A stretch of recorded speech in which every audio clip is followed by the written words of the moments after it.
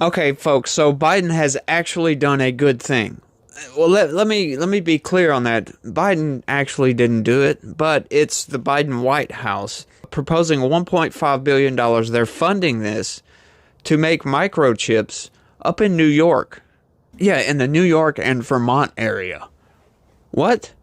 Yeah, we've been relying on microchips from Taiwan and foreign countries because they're not made in a whole lot of places, right? We have the technology, but we exported that technology to Taiwan. Now they're mostly made in Taiwan. So, yeah, we're dependent on Taiwan for that. And San Francisco, get this, y'all, appointed a non-citizen to their elections board. What? These people are tearing our country apart, right? First, they're allowing illegal immigrants, criminal aliens to vote in our elections, localized elections. Now they're allowing a criminal alien to sit on an election board in San Francisco.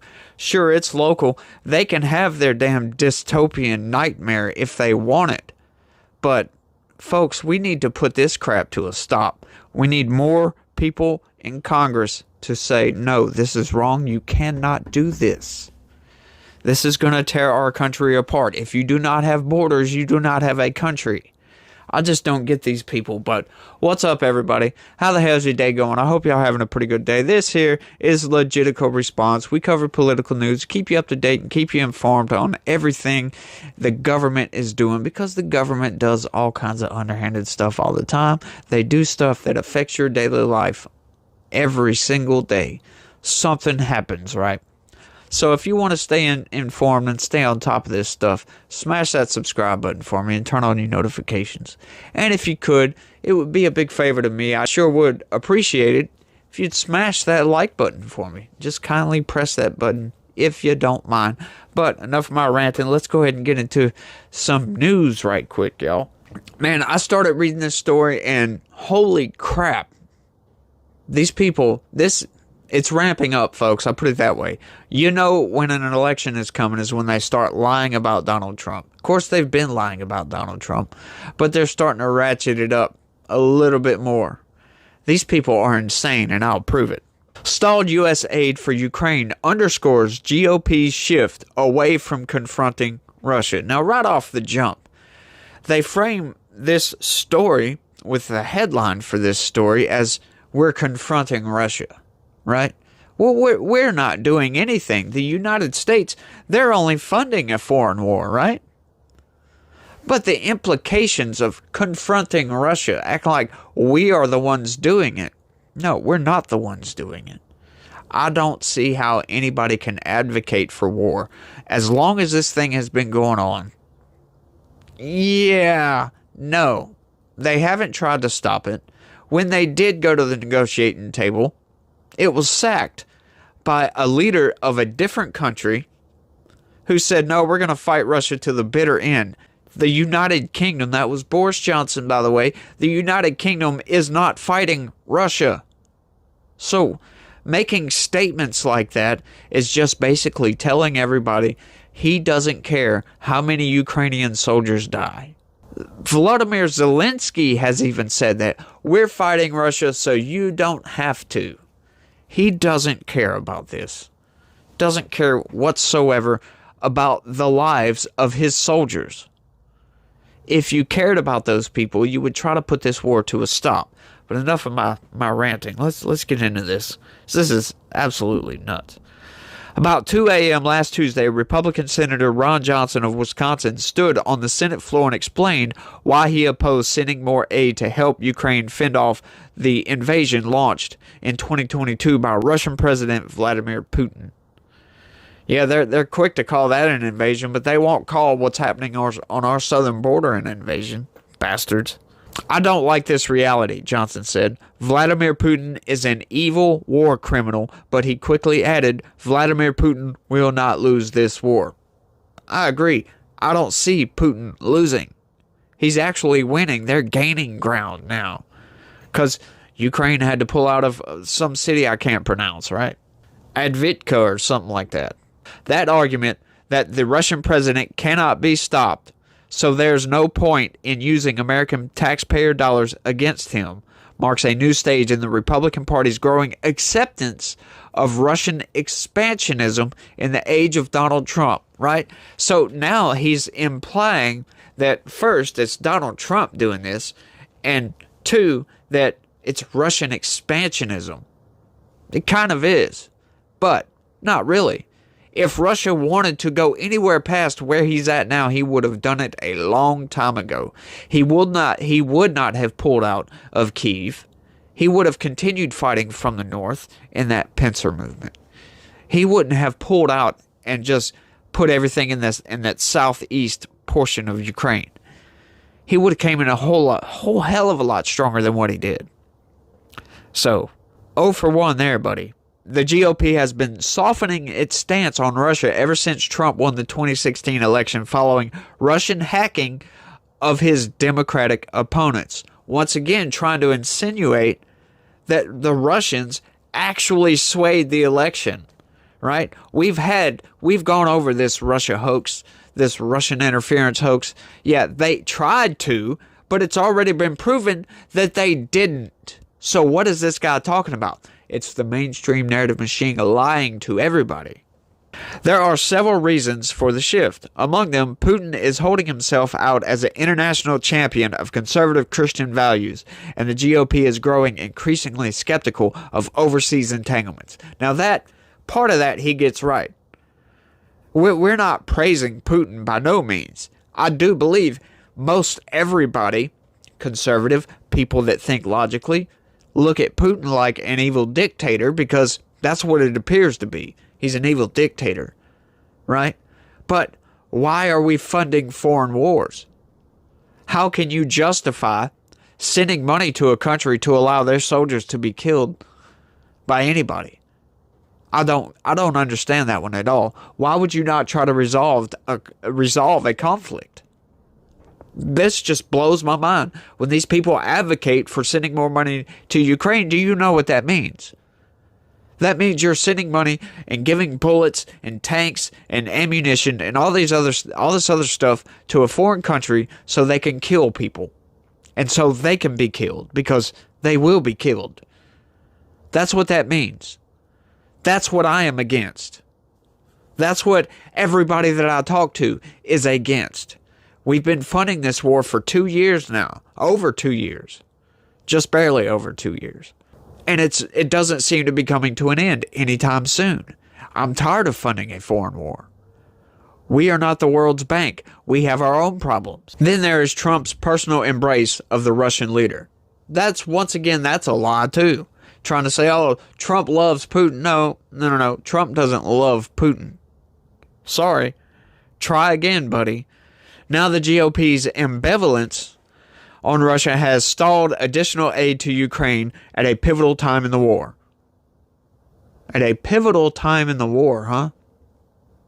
Don't you think at any point during that war is pivotal for them to have bullets and tanks and mortar shells? What does he mean by that? It would take me a while to unpack that, to be honest with you. The Senate last week passed a foreign aid package that included $61 billion for Ukraine on a 70-29 vote. Johnson was of a majority of the Republicans to vote against the bill after their late-night stand to block it. In the Republican-controlled House, Speaker Mike Johnson said his chamber will not be rushed to pass the measure, even as Ukraine's military warns of dire shortages of ammunition and artillery. You know what? That's really not our problem. We are not defending democracy in Ukraine. No matter how much the mainstream narrative machine tries to tell you that's what we're doing, that's not what we're doing at all. We are laundering money to a corrupt government is what we're doing. Sure, we're helping to fund their war, which is bad within itself. Many Republicans are openly frustrated that their colleagues don't see the benefits of helping Ukraine. Putin and his allies have banked on democracies wearying of aiding Kyiv, and Putin's GOP critics warn that NATO countries in Eastern Europe could become targets of an emboldened Russia that believes the U.S. won't counter it. Now, you got to unpack that there for a second, too. Emboldened Russia. What does he mean by that? Putin has been pretty much doing exactly what he wants to do in Ukraine. He hasn't really been stopped all that much. Sure, there's been resistance, but the Ukrainian army isn't anything compared to the Russian army. The Russian army hasn't shown off all that good either. They are not much of a threat. It's either the Russian army is insanely inept, or they just want to hold on to the territory that they have. Which one makes more logical sense to you? The way this guy is spilling this out, he's acting like Putin wants to invade all of Europe, wants to go into Poland, and then acting like we're not going to counter it? What do you mean by that? If any NATO country is invaded, that will be the definite start of World War III. That will be the beginning of the end of Russia as they know it today. That will be the beginning of the end, probably, of our modern way of life as well. Nobody wants nukes to start flying. But if Putin were to invade a NATO ally, that would trigger Article 5, as we know, and that would escalate quickly. Very quickly. Putin would get backed into a corner, and he would want to use nukes. That's a very, very likely outcome if that happened. Putin is not an idiot. He said openly he has no interest in invading anywhere past where he's at right now. That means he's not going to go any further into Ukraine. Putin is losing, Republican Senator Tom Tillis of North Carolina said on the floor before Johnson's speech. This is not a stalemate. Senate Minority Leader Mitch McConnell of Kentucky was one of the 22 Republican senators to back the package, while 26 opposed it. The divide within the party was on stark display Friday with the prison death of Russia's opposition figure and anti-corruption advocate Alexei Navalny, which President Joe Biden and other world leaders blamed on Putin. Trump notably stood aside from that course Monday in his first public comment on the matter that referred to Navalny by name. Offering no sympathy or attempt to affix blame, Trump posted on Truth Social that the sudden death of Alexei Navalny has made me more and more aware of what is happening in our own country. It is a slow and steady progression with crooked, radical left politicians, prosecutors, and judges leading us down a path of destruction. Where's the lie? That is exactly what we're doing. Look what they just done to Trump in New York, right? He does the same stuff every single other real estate developer does, and yet they go after him for fraud. There was no fraud. You can't have a single judge evaluate the worth of a property and then say, oh no, he's guilty for sure, without a trial. They have trampled on Trump's rights so much, it's outright insane.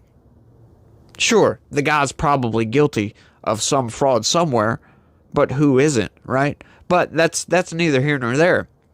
What they're trying to get him for is something that everybody does every single day, every single real estate developer.